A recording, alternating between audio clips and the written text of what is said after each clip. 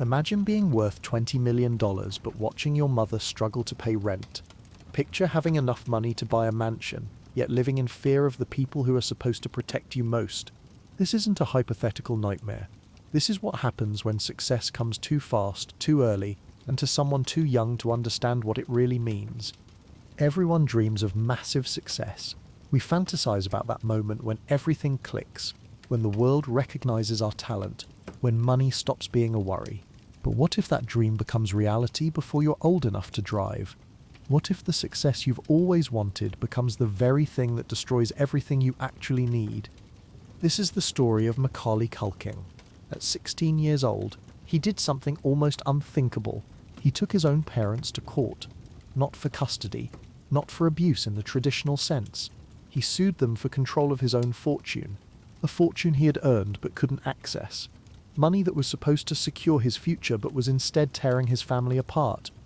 This is the story of how becoming the most famous child in America destroyed a family and nearly destroyed the kid who made it all possible. It's a cautionary tale about the hidden costs of getting everything you think you want, about what happens when the people who love you most become the ones who control you completely, and about the devastating choice between freedom and family that no teenager should ever have to make.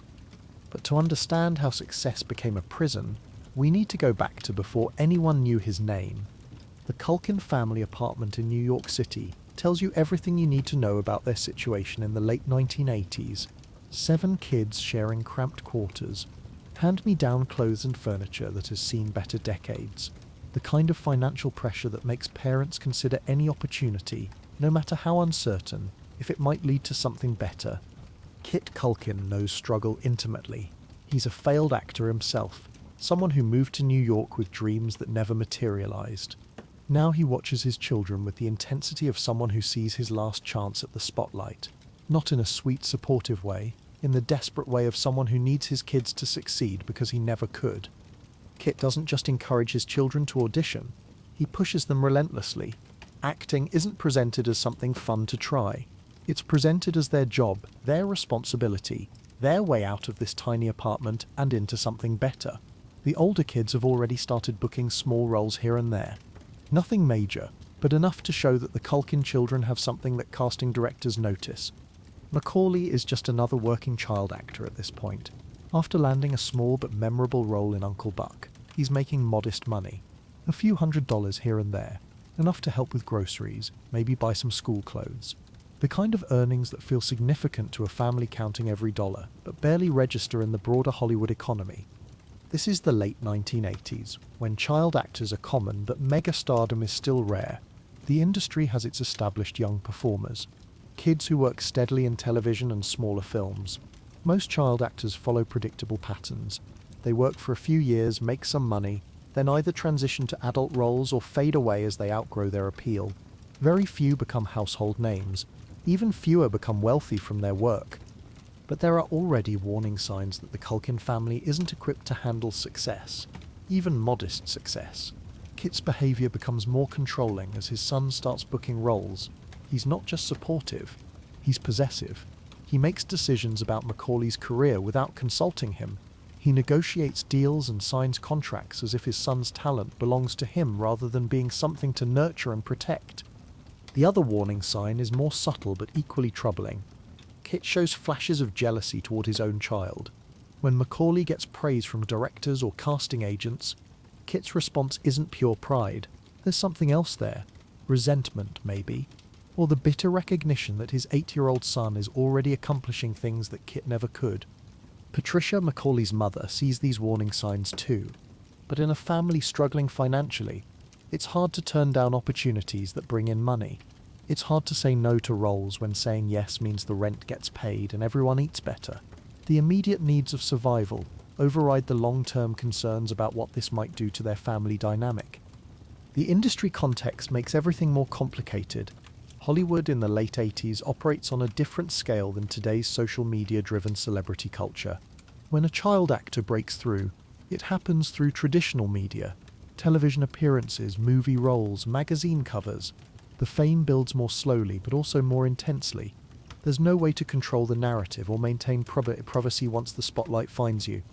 Most importantly, there are very few legal protections for child actors at this time. The systems designed to protect young performers' earnings are minimal.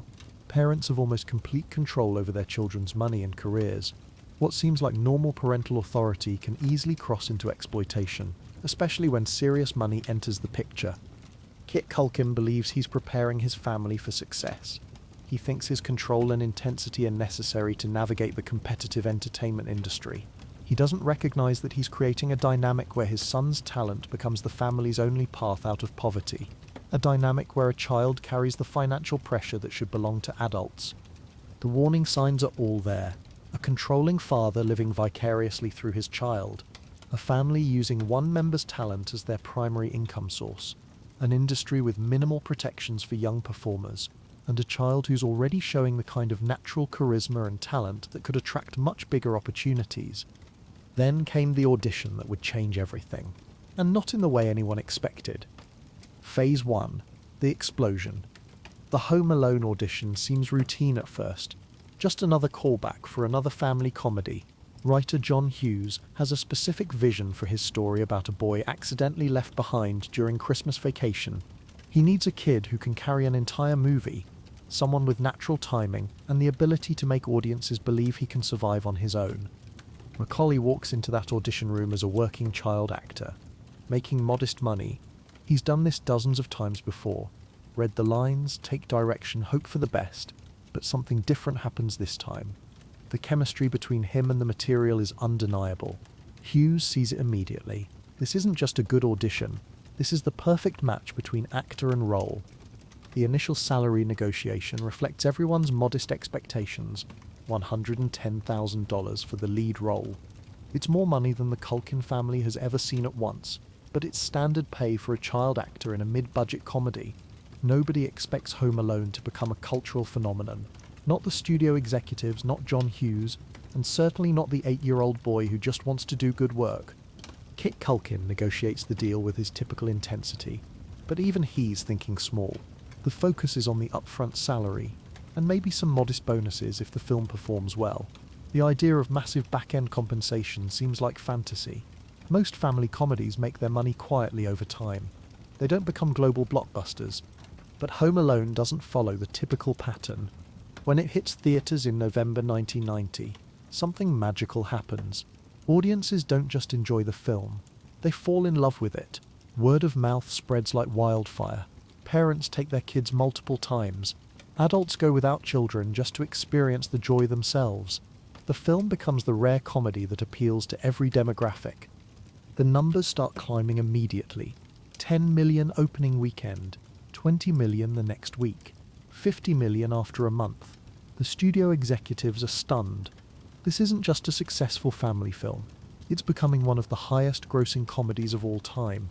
And sitting at the center of it all is an 8-year-old boy who still doesn't fully understand what any of these numbers mean. By the time the dust settles, Home Alone has earned $476 million worldwide. It becomes the highest grossing live-action comedy in film history. But here's what makes this truly life-changing for the Culkin family. That modest contract Kit negotiated includes back-end compensation tied to the film's success. The original salary of $110,000 suddenly becomes irrelevant. The back-end payments start arriving, and they're staggering. Macaulay's total compensation from Home Alone eventually reaches $18 million. $18 million for a single film role that took a few months to shoot. Think about what this means for a moment. Macaulay Culkin goes to sleep as a working child actor from a struggling family. He wakes up as one of the richest kids in America. The financial transformation happens so fast that nobody has time to process it psychologically. One day the family is worried about rent. The next day they have more money than they know what to do with. But here's the thing about sudden wealth that nobody talks about. Having money and understanding money are completely different skills. Macaulay is still 8 years old. He doesn't understand investments or taxes or long-term financial planning. He knows that his family suddenly has nice things and people treat him differently. But he doesn't grasp the magnitude of what's happened to his life. Kit Culkin, however, understands exactly what's happened. His son has just become a golden goose, capable of generating wealth that most adults never see in their entire lifetimes. and Kit starts to view his role not as a protective parent, but as the manager of an incredibly valuable asset. Phase 2. The Feeding Frenzy. Hollywood notices everything when a film makes $476 million, especially when the star of that film is a child who can potentially make many more movies. The phone starts ringing immediately. Agents, producers, studio executives all want meetings. Everyone wants to be in business with the Home Alone kid.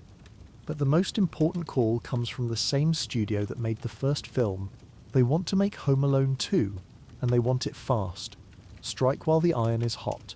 Capitalize on the massive popularity before audiences move on to something else. And they're willing to pay almost anything to make it happen.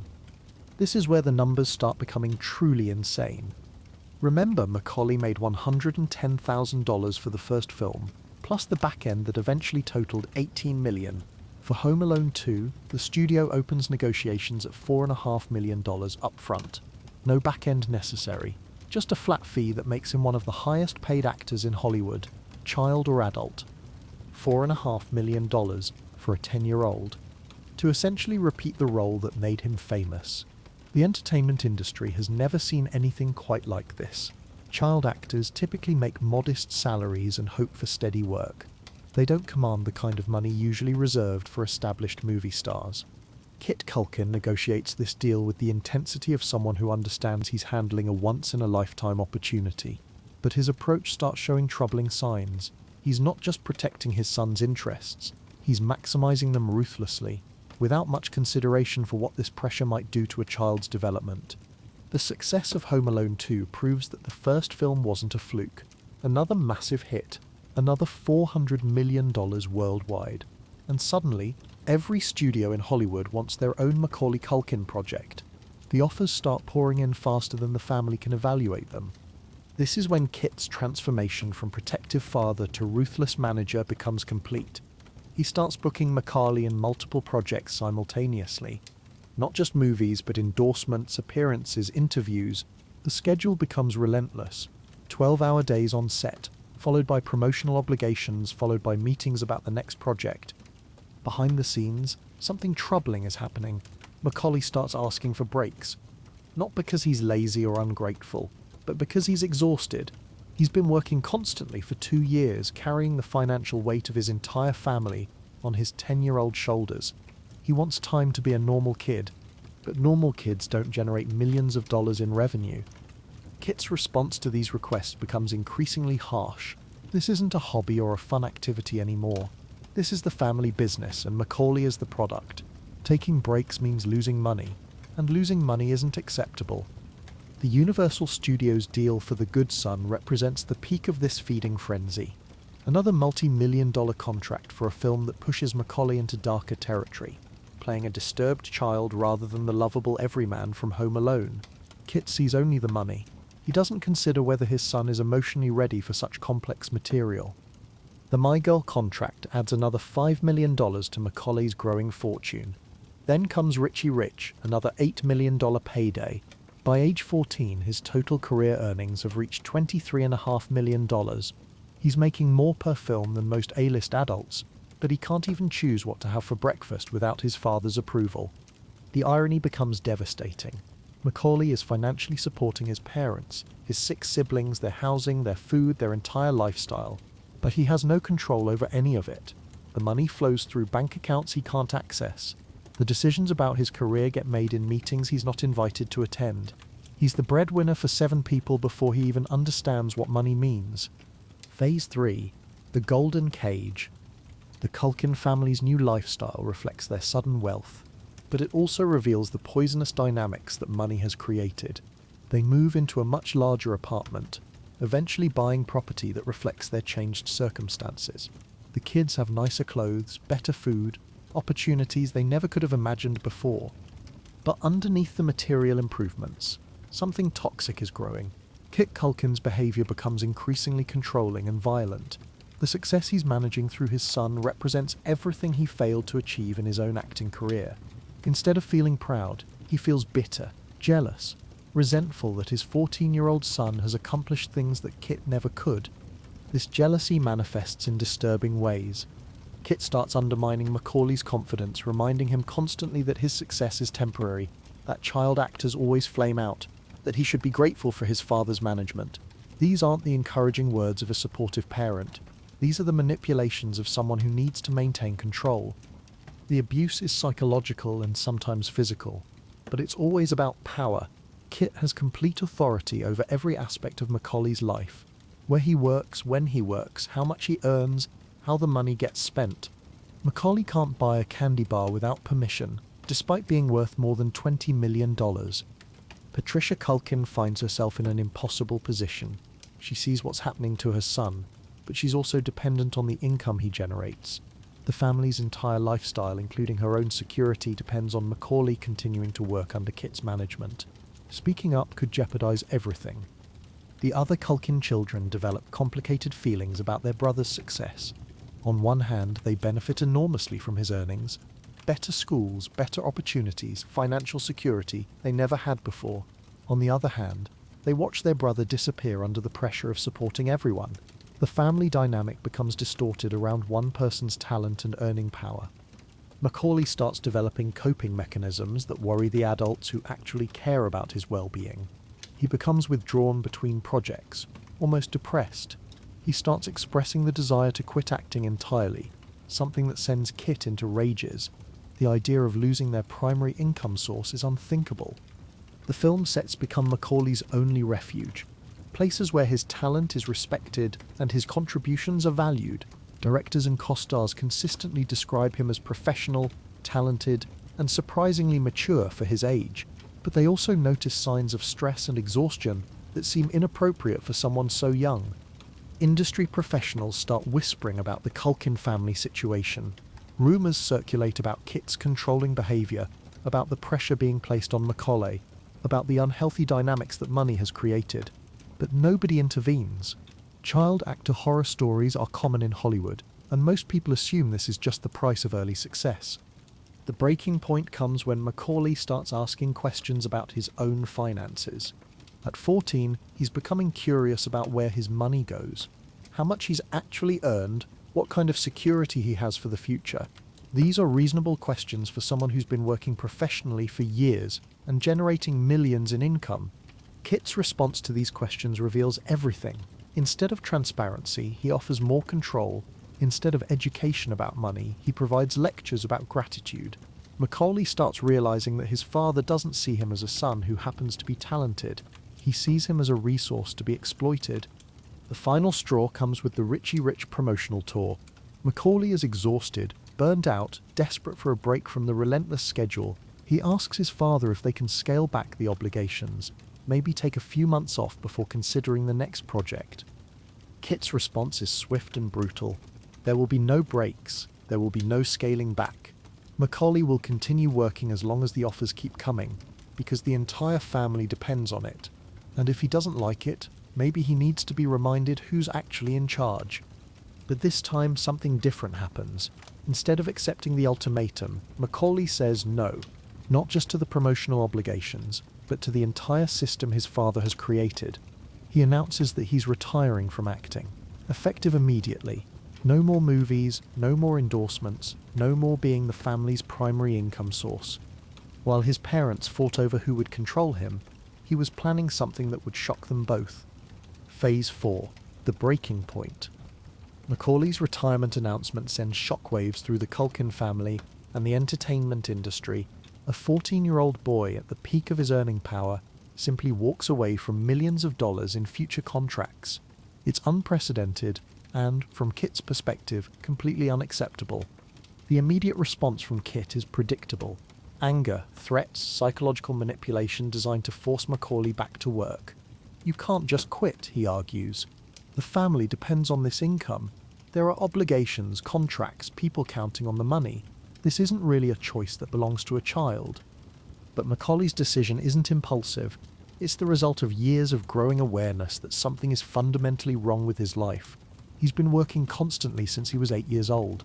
He's generated more wealth than most adults see in their lifetimes, and he has no control over any of it. No voice in decisions about his own career, no access to money he's earned, no freedom to make choices about his own time. The retirement forces a crisis that's been building for years. Kit realizes that without Macaulay's cooperation, there's no way to continue generating the income that supports the entire family. You can't force someone to act convincingly. You can't compel talent or charisma, and Macaulay has decided he's done performing. Patricia Culkin finds herself caught in the middle of an impossible situation. Her marriage to Kit has been deteriorating for years, partially due to the stress and pressure of managing their son's career. Now, with no more income from Macaulay's acting, those underlying problems become impossible to ignore. The custody battle that follows is brutal and public. Kit and Patricia fight over who will have primary custody of the children, but everyone understands what they're really fighting over: control of Macaulay and his fortune. Whichever parent gains custody will have legal authority over the trust fund and any future earning decisions. For Macaulay, watching his parents fight over control of his life becomes the final confirmation that he made the right decision. Neither parent seems primarily concerned with his well-being. They're focused on maintaining access to the wealth he's generated. He's not their son in these moments. He's their most valuable asset. The legal proceedings reveal disturbing details about how the Culkin family finances have been managed. The $23.5 million Macaulay has earned sits in trust funds that he can't access until he turns 18, but the trustees, his parents, have been using the money to support their lifestyle, pay family expenses, and make investments without his knowledge or consent. This is when Macaulay starts considering the nuclear option. Instead of waiting until he's 18 to gain control of his finances, he starts researching whether it's possible to legally separate from his parents entirely, not just physically but financially. The idea seems impossible. How does a 14-year-old divorce his own parents? But the legal research reveals that it is possible, under very specific circumstances, if Macaulay can prove that his parents are not acting in his best interests, that they're mismanaging his finances or exploiting his earning potential. He might be able to petition the court for emancipation, full legal independence including control of his own money. The decision to move forward with legal action is devastating for everyone involved. Macaulay understands that suing his own parents will probably end his relationship with them permanently, but he also understands that doing nothing means remaining under their control indefinitely, with no guarantee that his interests will ever be prioritized over their financial needs. The legal strategy is complex and unprecedented. Macaulay's lawyers argue that both parents have demonstrated they're more interested in his earning potential than his well-being. Kit through his controlling and abusive behavior, Patricia through her willingness to allow that abuse to continue rather than risk the family's financial security. As the court date approaches, the stakes become clear to everyone involved. This isn't just a custody dispute, it's a complete restructuring of the family's power dynamics. If Macaulay wins, he gains full control over his fortune but loses his family. If he loses, he remains under his parents' control until he turns 18, with no guarantee that anything will change.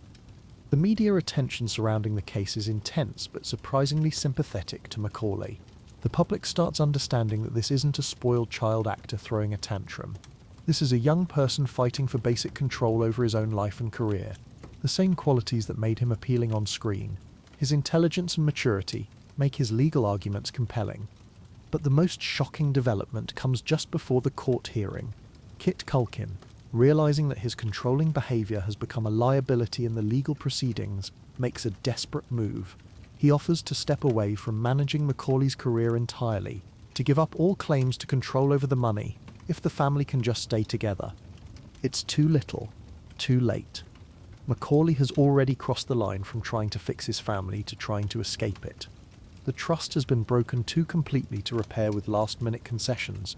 He had to choose between his family and his freedom, and he chose freedom. The moment 16-year-old Macaulay Culkin walks into that New York courtroom, everyone understands they're witnessing something unprecedented. This isn't just another celebrity custody dispute. This is a child formally divorcing his own parents. A teenager asking a judge to declare him financially independent from the people who brought him into the world. The legal strategy his attorneys have crafted is both brilliant and devastating. They're not just arguing that Kit Culkin has been a bad father. They're systematically proving that both parents have prioritized access to their son's fortune over his actual well-being. The evidence they present reads like a case study in how money can corrupt even the most fundamental relationships. The financial records tell a shocking story. $23.5 million earned by a child who can't even access his own bank account. Trust funds managed by parents who've been using the money for family expenses without transparency or accountability. Investment decisions made without consulting the person who actually earned the wealth. It's financial abuse disguised as parental authority. But the most damaging testimony doesn't come from accountants or lawyers. It comes from industry professionals who've worked with the family over the years. Directors describe Kit's increasingly erratic behavior on film sets. Agents reveal the impossible pressure placed on a child to continue working despite obvious exhaustion. Co-stars share observations about a talented kid who seemed to be carrying the weight of the world. The psychological evaluation ordered by the court provides the most devastating evidence of all. Macaulay shows classic signs of someone who's been psychologically manipulated and controlled. The evaluator describes a highly intelligent young person who's been systematically denied agency over his own life. Someone who's learned that his value as a person depends entirely on his ability to generate income for others. Kit Culkin's defense crumbles under cross-examination. His attorneys try to portray him as a protective father, managing his son's career in a competitive industry. But the evidence of abuse, control, and financial exploitation is overwhelming. Every attempt to justify his behavior only reinforces how completely he's lost sight of his role as a parent.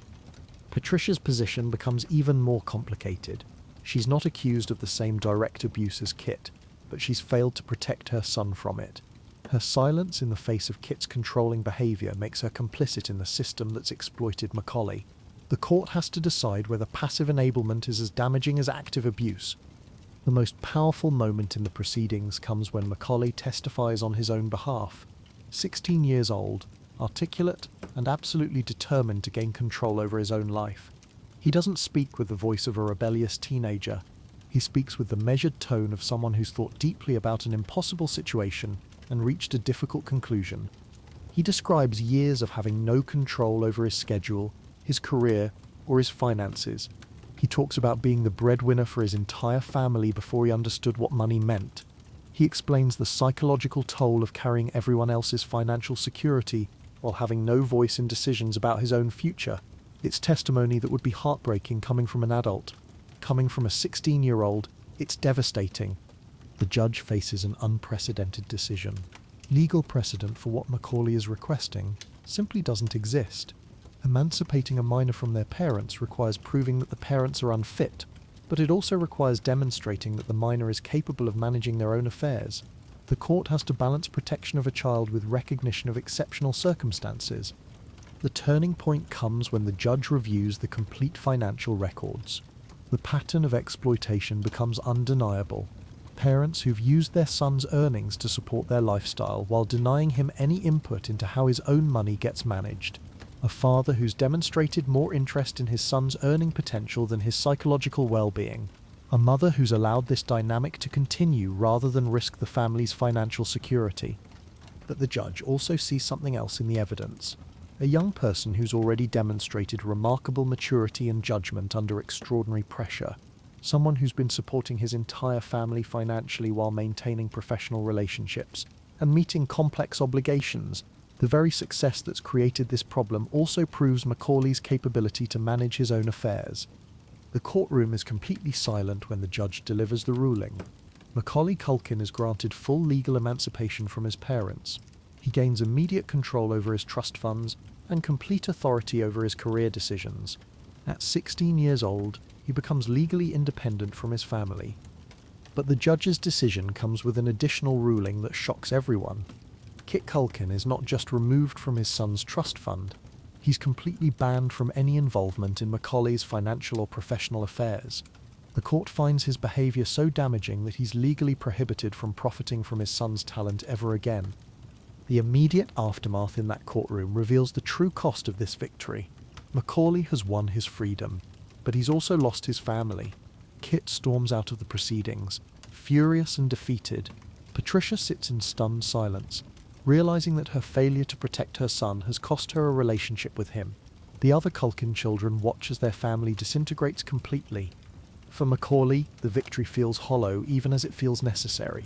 He's gained control over his life and his fortune, but he's also gained something no 16-year-old should have to carry: complete independence, no family safety net, no parental guidance, good or bad. The freedom he fought for comes with the responsibility of managing $23 million and making all of his own life decisions. The media coverage of the court decision makes everything worse. Headlines around the world describe the child star who divorced his parents. The story becomes a symbol of Hollywood excess and family dysfunction. Macaulay's private family crisis becomes public entertainment, adding another layer of violation to an already traumatic situation. But perhaps the most devastating consequence becomes clear in the weeks following the court decision. Kit Culkin, stripped of access to his son's fortune and banned from involvement in his career, disappears from Macaulay's life completely. No phone calls, no attempts at reconciliation, no acknowledgement that their relationship might be more important than the money that's been lost. The silence from his father confirms everything Macaulay suspected, but hoped wasn't true. Kit's interest in his son was primarily financial. When the money disappeared, so did the relationship. The 16-year-old boy discovers that his father's love was conditional on his ability to generate income for the family. He had won his freedom, but the price was everything else. The immediate aftermath of the court decision brings Macaulay something he's never experienced before: silence. For the first time in 8 years, no one is scheduling his days, booking his appearances, or making demands on his time. At 16, he finally gets to discover what it feels like to make his own choices. But freedom comes with unexpected challenges. Macaulay has to learn basic life skills that most teenagers develop gradually: how to manage his own schedule, how to make decisions without consulting anyone else, how to handle the massive responsibility of controlling $23 million while still being a minor in most legal contexts. The silence from his father becomes deafening. Kit Culkin, stripped of all financial involvement in his son's life, makes no attempt to rebuild their relationship on different terms. No phone calls asking how Macaulay is doing, no letters attempting to apologize or explain. The complete absence of contact confirms the worst fears about his father's motivations. Patricia maintains some connection with her son, but their relationship remains complicated. She's caught between loyalty to Kit and recognition that Macaulay made the right choice for himself. The family dynamics have been so completely shattered that rebuilding any normal relationships seems almost impossible. For the first time since he was 8 years old, Macaulay gets to experience something approaching a normal teenage life. He can go to movies without it being a promotional obligation. He can spend time with friends without worrying about how it affects his public image. He can make mistakes and learn from them without those lessons becoming tabloid fodder. But the most important thing he gains is perspective. Away from the constant pressure to work and earn, Macaulay starts understanding what was taken from him during those crucial developmental years. The normal process of growing up, making age-appropriate decisions, and gradually gaining independence was completely bypassed. He went from childhood directly to supporting an entire family financially. The entertainment industry watches carefully to see what Macaulay will do with his newfound freedom. Some expect him to immediately return to acting with better representation and protective contracts. Others predict he'll flame out completely, another child star who couldn't handle the transition to adulthood. Instead, Macaulay chooses a third option. He becomes extremely selective about his career choices.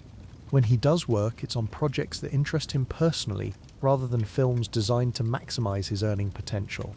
He starts treating acting as a craft to be developed, rather than a job to be endured. His performance choices reflect someone who's thinking about long-term artistic growth rather than short-term financial gain. He takes roles in smaller films that challenge him as an actor. He works with directors who respect his input and treat him as a collaborator rather than a product to be managed. The relationship with his siblings slowly begins to heal. Without the financial pressure and Kit's controlling influence, the other Culkin children start connecting with their brother as a person rather than as the family's primary income source. These relationships become crucial to Macaulay's emotional recovery. But perhaps the most significant change is internal. Macaulay starts developing a sense of self that isn't tied to his earning potential or his ability to please other people. For the first time, he gets to discover who he is when he's not performing for everyone else's benefit. The financial independence also allows him to be generous in ways that feel authentic rather than obligated. He helps family members when he chooses to, not because he's required to support everyone. The difference between voluntary generosity and forced financial responsibility becomes crucial to his psychological health. Years pass before the full impact of his decision becomes clear. The 30-year silence between Macaulay and Kit continues to this day. No reconciliation, no attempts at rebuilding their relationship, no acknowledgement that their connection might matter more than the money that was lost. The price of freedom was permanent estrangement from his father, but the silence also provides clarity. Kit's complete disappearance from his son's life after losing financial access proves that Macaulay made the right choice. A parent whose love was conditional on their child's earning potential was never really providing love in the first place. Today, Macaulay Culkin has built a life on his own terms. He works when he wants to work, on projects that interest him. He maintains relationships with family members who value him as a person rather than as a source of income. He's learned to use his wealth as a tool for security and generosity, rather than as a weapon for control. The lessons from his experience extend far beyond the entertainment industry. His story reveals what can happen when families allow money to corrupt their most fundamental relationships, when parents prioritize their children's earning potential over their emotional well-being, when success becomes more important than the people who achieve it. But perhaps most importantly, his story demonstrates that it's possible to choose freedom even when the cost seems unbearable. Sometimes the most loving thing you can do for yourself is to walk away from people who claim to love you but whose actions prove otherwise. Sometimes winning means losing everything else first. Macaulay's journey from child star to independent adult shows that you don't have to remain trapped in relationships that exploit your talents or diminish your humanity, even when those relationships involve family. Even when walking away means losing financial security or emotional support, even when the choice feels impossible. The 16-year-old who walked into that courtroom and sued his own parents for his freedom proved something important about human resilience. You can survive the loss of everything you thought you needed if you refuse to compromise on what you actually deserve. Respect, autonomy, the right to make decisions about your own life. Today, more than 30 years after Home Alone made him famous, Macaulay Culkin has something more valuable than the $23 million he fought to control. He has a life that belongs entirely to him, a life built on choices he made rather than demands other people placed on him. Success isn't just about getting what you want, it's about surviving what you get. And sometimes the biggest success requires the hardest sacrifice, the courage to choose yourself, even when everyone else expects you to choose them instead.